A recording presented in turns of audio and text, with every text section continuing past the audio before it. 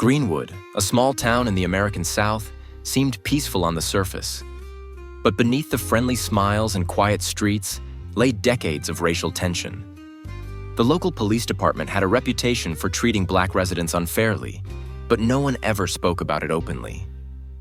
That changed the night Marcus Hayes, a 26-year-old black man, was brutally beaten by police officers outside a convenience store. A security camera caught everything, but when local news stations requested the footage, the police claimed the cameras had been malfunctioning. The black community in Greenwood had seen this pattern before. Justice delayed, justice denied. But this time, people were not going to stay silent. Word of Marcus's beating spread quickly through social media. Videos taken by bystanders showed him lying unconscious on the pavement as officers stood over him, laughing. The hashtags #Justice for Marcus and #Greenwood protest began trending within hours.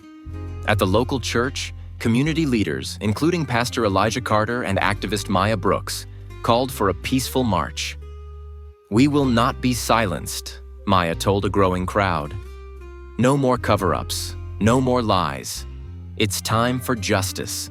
Hundreds of people gathered in the town square, carrying signs that read, "Stop police brutality," and "Black Lives Matter."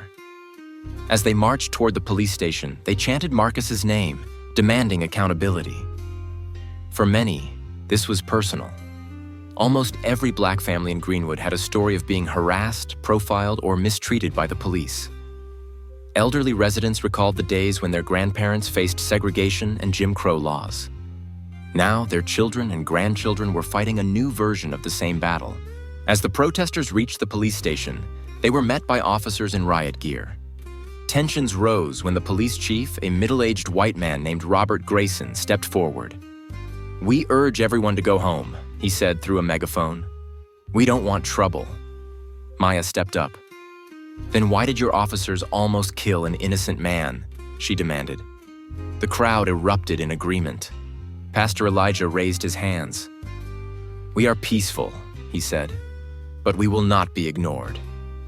The officers didn't back down. They locked arms, blocking the entrance to the station.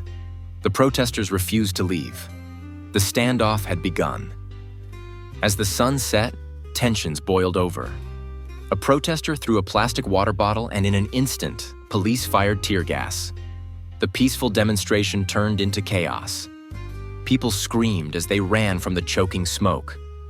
Officers tackled young black men to the ground, zip-tying their wrists. Maya was shoved by an officer and fell hard onto the pavement. As she struggled to get up, she saw a young boy, no older than 14, being beaten by 2 officers. She ran toward him, pulling out her phone to record, but a police baton struck her arm, knocking the phone to the ground. Greenwood was no longer quiet. The following morning, national news outlets had picked up the story. The footage of police brutality spread like wildfire. Celebrities, politicians, and activists condemned the police department's actions, demanding accountability. Under pressure, the governor announced an independent investigation. Soon, the truth was revealed. Officers had deliberately erased security footage of Marcus's beating. More disturbing, leaked emails showed that Greenwood's police department had a long history of covering up racial violence. The town's police chief resigned. Officers involved in Marcus's beating were arrested.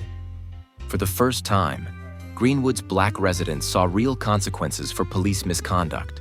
Weeks later, Marcus was released from the hospital. He joined a town hall meeting where residents discussed reforms, including body cameras for police, community oversight, and mandatory racial bias training. Maya, her arm still in a sling, stood up to speak. "This fight isn't over," she said. "But tonight, for the first time in a long time, I have hope." The people of Greenwood had made their voices heard, and this time, the world was listening.